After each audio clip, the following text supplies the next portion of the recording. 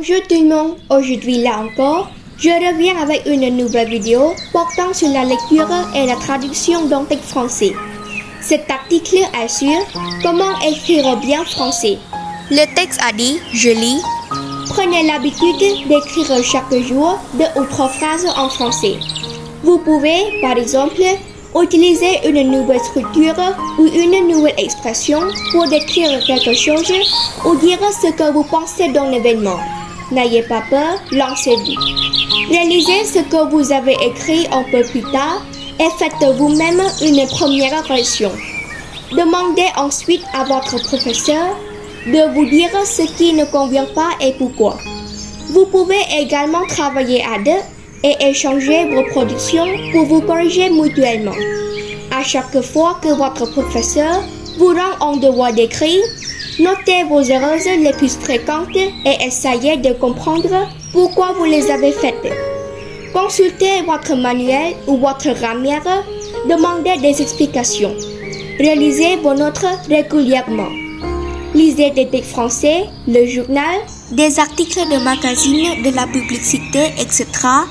Repérez les structures qui vous semblent encore difficiles, soulignez-les, observez comment elles fonctionnent. អ្នកទាំងអស់គ្នាខ្ញុំបានបញ្ចប់ការអានជាភាសាបារាំងហើយនឹងពេលនេះខ្ញុំចង់បកប្រែឲ្យអ្នកទាំងអស់គ្នាដើម្បីអ្នកទាំងអស់គ្នាកាន់តែយល់ច្បាស់អំពីអ្វីដែលខ្ញុំចង់ចែករំលែកនៅក្នុងវីដេអូមួយនេះ Prenez l'habitude d'écrire chaque jour 2 ou 3 phrases en français. បង្កើតទម្លាប់ក្នុងការសរសេរឃ្លាឲ្យបាន2ទៅ3ជាភាសាបារាំងក្នុងមួយថ្ងៃ Vous pouvez, par exemple, utiliser une nouvelle structure ou une nouvelle expression pour décrire quelque chose ou dire ce que vous pensez d'un événement. អ្នកក៏អាចថាឧទាហរណ៍ប្រើ structure ថ្មីៗឬឃ្លាល្អៗដើម្បីសរសេរអ្វីមួយហើយនិយាយនៅអ្វីដែលអ្នកបានគិតទៅដល់ព្រឹត្តិការណ៍នោះ N'ayez pas peur, lancez-vous. មិនបាច់ព្រួយបារម្ភអ្វីទេចាប់ផ្ដើមធ្វើវាទៅ Relisez ce que vous avez écrit un peu plus tard et faites vous-même une première correction. អានសាជាថ្មីនៅអ្វីដែលអ្នកបានសរសេរហើយក្រោយបន្តិចមកចាប់ផ្ដើមធ្វើការកែតម្រូវជាលើកទី1 Demandez ensuite à votre professeur de vous dire ce qui ne convient pas et pourquoi. យើងអាចសួរទៅលោកគ្រូរបស់យើងឬសាស្ត្រាចារ្យរបស់យើងឲ្យគាត់ប្រាប់មកវិញថាអ្វីដែលយើងធ្វើមិនបានល្អហើយហេតុអ្វី Vous pouvez également travailler à deux et échanger vos productions pour vous corriger mutuellement. អ្នកអាចធ្វើការជាក្រុមអាចធ្វើការជា2នាក់ហើយផ្លាស់ប្ដូរលទ្ធផលដែលអ្នកបានសរសេរដើម្បីអាចចែកឲ្យគ្នាទៅវិញទៅមកបាន À chaque fois que votre professeur vous rend un devoir écrit, notez vos erreurs les plus fréquentes et essayez de comprendre pourquoi vous les avez faites. នៅរាល់ពេលដែលលោកសាស្ត្រាចារ្យឬលោកគ្រូរបស់អ្នកបានដាក់អ្វីឲ្យអ្នកធ្វើ